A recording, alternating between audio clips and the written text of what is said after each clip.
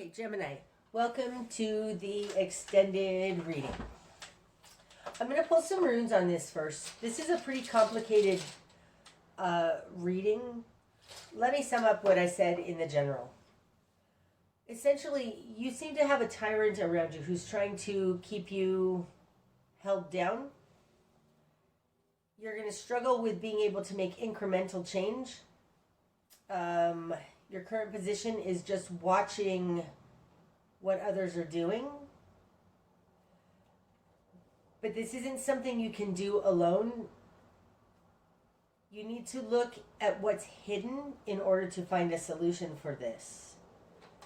Because in your greater environment, there is no new start and there is no love. Under the deck, you have the Chariot in reverse. It's like a halt before the journey. One of the biggest things that's standing out here for me is this Two of Swords in the greater picture. This is protecting yourself while you decide what your truth is. That's what that Two of Swords is. Okay, so let's get some runes. Okay, wow, that was interesting. This pushed this out to the side, so we'll talk about this little pile here. Falling on top of the moon, let's see what this is that's hidden. Arcana. This is fertility and growth. This is your ability to grow. I would liken this rune to the Empress card. It's the fertile field upon which we can sow. So there's something that you need to find in this, in what's hidden. There's, that's interesting. This feels like then the solution to this is finding fertility in what's hidden, what's unseen, what's under the radar of this tyrant energy. Inside this, what's unseen, this could be a parallel society. I'll just say that. There is something fertile in there. Okay, that's cool. Here on top of this Three of Wands in reverse, this is the direction you need to head. Three of Wands, not in reverse, I'm sorry. The Three of Wands, the direction you need to head. This is making your own way. Seeing the fruits of your labor come in. You have Othilla. This is Othilla, and it's almost in reverse, so we're going to call it in reverse. Upright Othilla talks about the Akashic records, your heritage, your ancestry, and your lineage. So in reverse, it's like falling on top of the Three of Wands. It feels like going a different way than your family has, than your heritage has. Going your own way. Oh, that's interesting. Okay. I'm not ready to go there, so let's go here. These two runes fell on this card and pushed it out to the side. That's kind of crazy. So the card it's clarifying is this Knight of Cups in reverse, okay?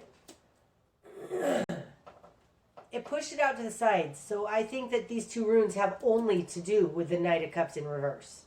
You've got Rido, for one. This rune has to do with a journey. Movement. Moving forward.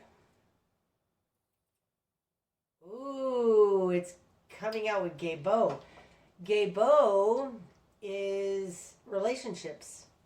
It's a gift, a partnership, soul connections, the ways that we're all connected. Taking a journey for soul connections. Now it's coming out with this Knight of Cups in reverse. This does feel like they are taking a journey towards some kind of connection that doesn't have to do with you. Ew, I don't like that. Okay. It's interesting because he fell way over here then, right? We're going to keep him over there. Let him go have his merry way somewhere else with somebody else. Fine. Our reading then has to do with this, and in your greater environment, you still have the Fool in reverse. There is a way to get through this though, but it's not a conventional way. It's something that's a little bit hidden. Okay, up here on top of this tyrant who's guilting you, we have and Sue's in reverse. So and Sue's, I would liken this a little bit to a high priestess energy. This is the unseen realms. It's also psychic powers, psychic awareness.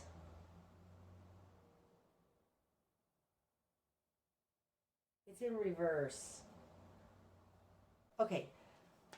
This combination with Aunt Susan reverse tells me that what's happening here is a formula. It's a formula. It's a scientific equation. There's nothing heart about it, even though you're being very torn apart emotionally. But this is saying there's no heart in it. It's not personal, and there's no heart in it. I think that whatever's going on here is not personal. It's a formula. It feels very formulaic with those. Okay. So I'm going to use the Fairies Oracle by Brian Froud to get some clarity on this. And I super want to go into this Knight of Swords. I don't know where to put that. It feels wrong up there. Here. I feel like that. Okay. I want more clarity on this Knight of Swords energy.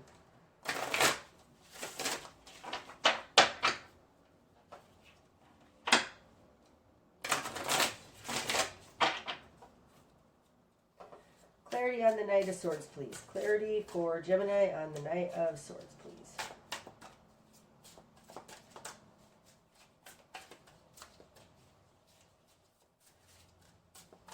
I'm not good at getting them to come out this way, but when they do, it feels so right. So I'm going to keep trying. Hold on. Ooh. Sheesh, that's way too many cards. Okay. This one, I'm only going to take the top one. I think we're here to talk about indie. That one turned upside down, so I don't think. So I think it's these. First one to come out was indie. Indie is indecisive.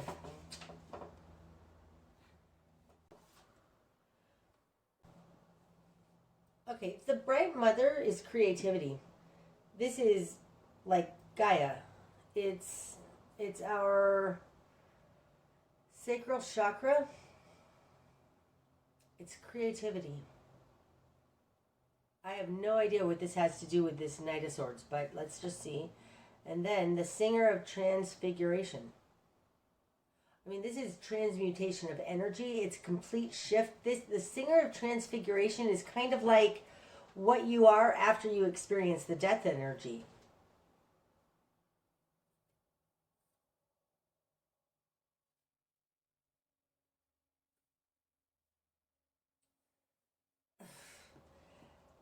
This looks like this energy around you that's a little bit of a tyrant, maybe a lot of a tyrant. Maybe this is a personal relationship, but this person is not in touch with their intuition, their creative side, which makes them indecisive. Because if you know both of the polarities, you can make a wise decision. They don't have both polarities. It seems like this seems like they can be swayed. Wow, this looks like they can be swayed. They aren't listening to their intuition, but the fact that Ansu showed up at all, they have intuition. This looks like they might be able to be swayed. They're indecisive about how creativity transmutes energy. Maybe they're just, it feels a little like Rolf from The Sound of Music. Rolf ended up being a member of the SS Nazi army. But it wasn't because he wanted to. It was because he didn't know he had a choice. This feels a little like that. Like this person's a tyrant because they haven't seen the beauty of the other side, or they don't know there's another choice.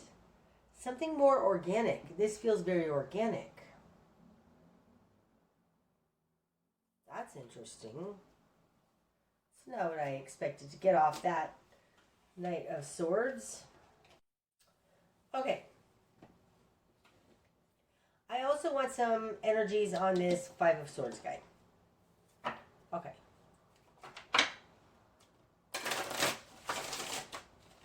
Five of Swords, please. Clarity on the Five of Swords. Clarity on the Five of Swords, please.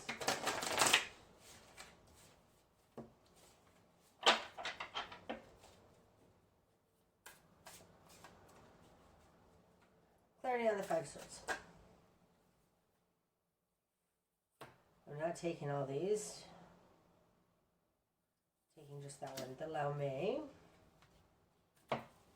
And Ho2. Sylvanus. And the Journeyman. Wow. Okay. Clarifying this Five of Swords. You just taking a step back and watching what's happening around you. This feels like a very the observer position, kind of like Buddha. I think it's Buddha. Maybe there's others, but they say like step back and be the observer, and that's what this feels like. And with coming out with these, super interesting. So the Lao Mei, this is flowing with things. It's giving and receiving, but it's a very what's the word? It's almost philanthropic or philanthropic. I don't know what the word would be. Philanthropy like. It's just giving for the sake of being giving and being loving for the sake of being loving, okay? Sylvanus is a speaker of truth. Sylvanus is the truth. The truth at the center of all of this chaos, the nugget in the middle is Sylvanus. It's truth. And then the journeyman, of course, this is going on a journey. But the journeyman is also somebody like a journeyman, say a journeyman plumber. It's somebody who is learning their way. It says in the book about this that like all great masters have moved through this energy of the journeyman. This looks to me like you are on a journey of flowing with life to find the truth. It so fits this energy of this Five of Swords in this deck. What I said about it, that you're just standing back and watching. It's like the observer perspective. That's super interesting. I'm called again to all of this up here. This Knight of Swords feels a little like a tyrant, but like they're set in their ways. They know how it should be. But they don't actually know, and what's going on here is giving them the opportunity to step into a more creative transmutation of themselves. Nope, I actually want the Singer of Transfiguration on there. Nope, sorry, I can't lay things down where they feel weird. That feels better. Okay, there was more I wanted to go into here. I feel like I know this. I feel like I know this ish. Hierophant. I want to go into the energy of the Hierophant. That's a really weird shuffle. 3 cards versus the rest of them. Okie dokie. Energy on the Hierophant, please.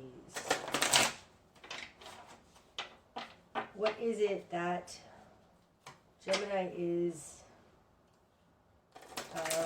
merging with that Lover's card?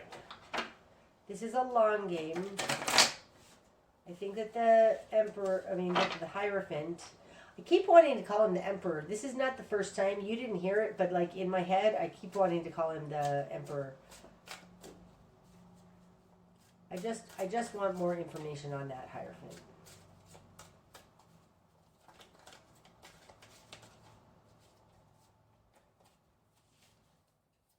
More information on the Hierophant.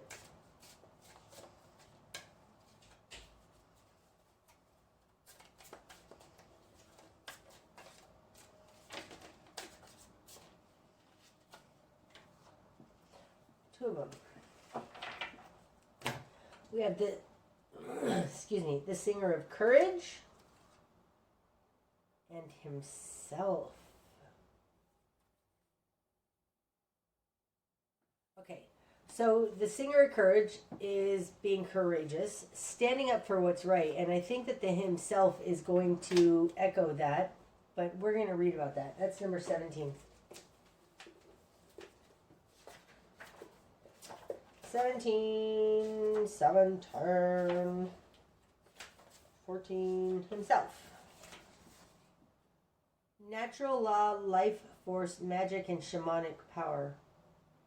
Known as himself, this seed is a guardian of both the hunter and the hunted, and finds no conflict in that because he understands the many necessary balances of nature, the living bond between all life. Okay, so the Singer of Courage, gosh, it's so interesting. Gemini, this looks like you bonding with this tyrannical energy, this dominating energy, and once merged with it in the Lover's card here, it becomes transmuted. Singer of Transfiguration, transmuted into courage and being able to stand up for yourself. There's something very interesting going on here. It feels like you're under tyranny, but there is a means. No, there is a calling towards merging with this energy, because you're merging with it, your starseedness merging with this energy will change them. It doesn't feel like you need to run away from this. It feels like you need to merge with this. Now, how does that have anything to do with feeling put upon? These two. I want these two together, even though they came out at the beginning and the end. The 5 of Pentacles and the 10 of Cups, both in reverse. Jesus, that one, it doesn't want me to hold on to it.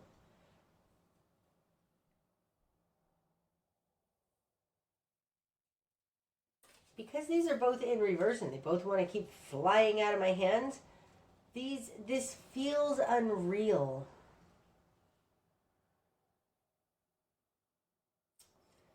Feels unreal. Now, with the Bright Mother here, this speaks of creativity. It speaks of calling to their creative side, and they aren't in touch with that with Aunt Susan reverse.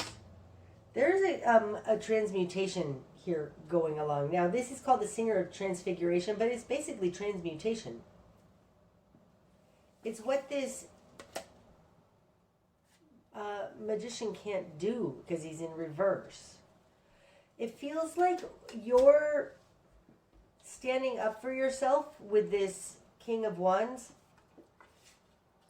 against this person, this tyranny, is going to lead to their change, which then will help you change. Like, I don't think that you can do this without getting them on board with you.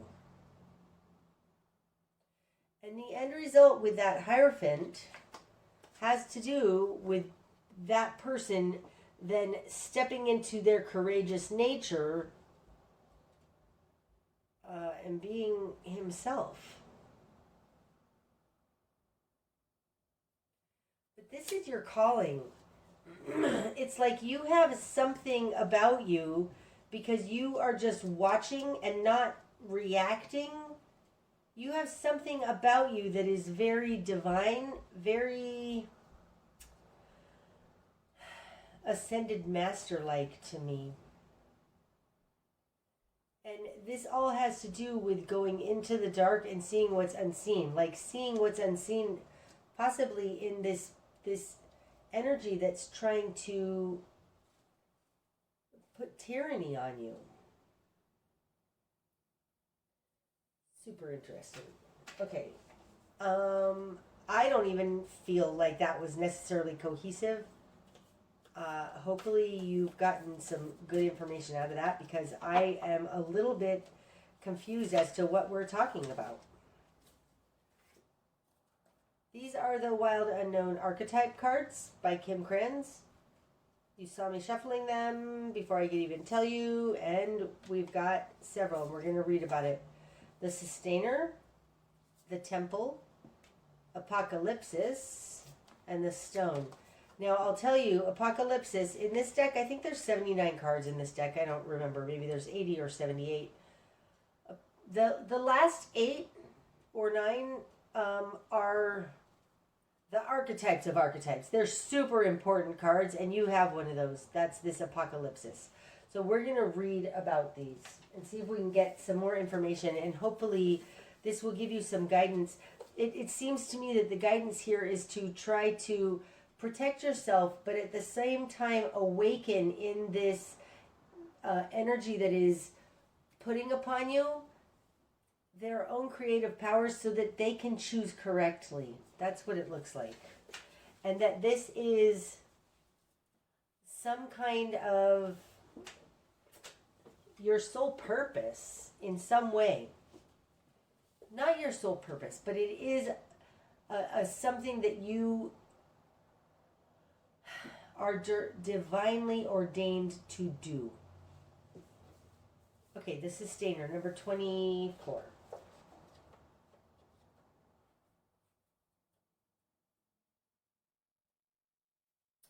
Hold on, I'm bad with I'm bad with Roman numerals. The Sustainer. The Peacemaker, the Upholder, the Preserver. The Sustainer, the second archetype in the trio of existence, works behind the scenes, tending to the tasks of life. They cultivate gardens, pay bills, keep the meals warm, and the mouths sweetly fed. The Sustainer is at peace in the process of life, knowing there is no start or finish to humble yet meaningful tasks.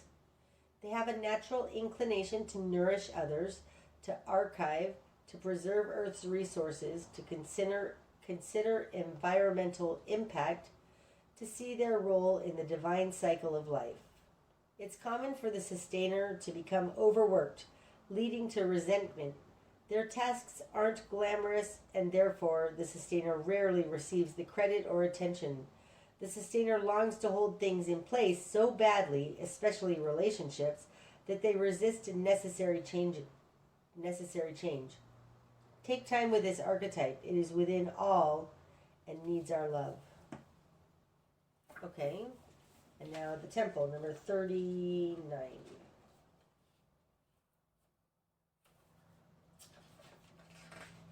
Temple.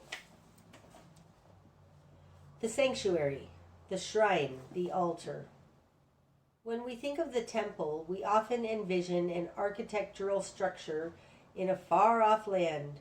We are quick to distance ourselves from the sacred, assuming we must expend much effort in order to arrive there. Yet the temple is a universal and omnipresent energy, accessible in the highest and lowest, richest, and poorest of places. Visiting the temple might be as simple as stepping into the dappled light of the forest, slowly and sensuously kissing a lover, or closing your eyes to travel inward. This card is a call to re-examine what you pay homage to and what you reject. What do you spend your time worshiping? Your phone, money, material goods? What barriers do you draw between yourself and the sacred? Perhaps there is room on your altar for something new, something surprising. Offer it to the heavens. This does feel like it's a new idea for you, a new giving to this oppressor is a new idea to you. Okay, apocalypsis, that's number 50, 60, 74.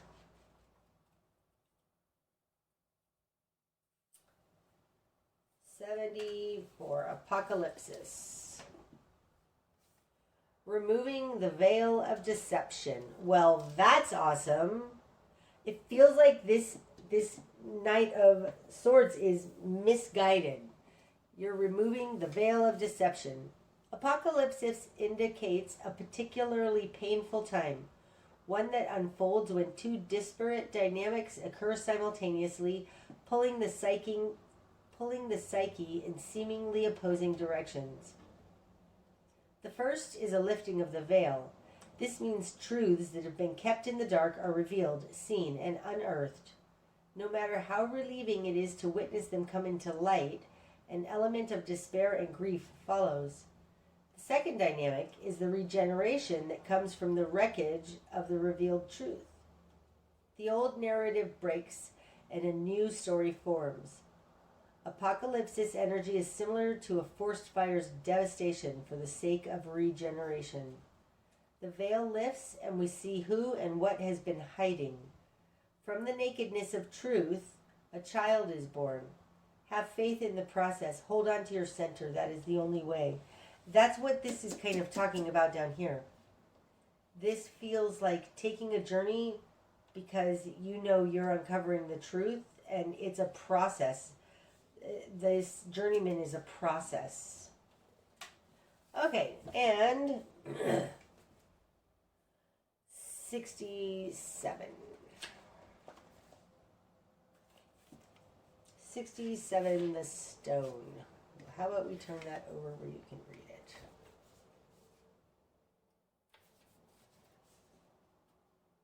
The eternal, the anchor, the rock.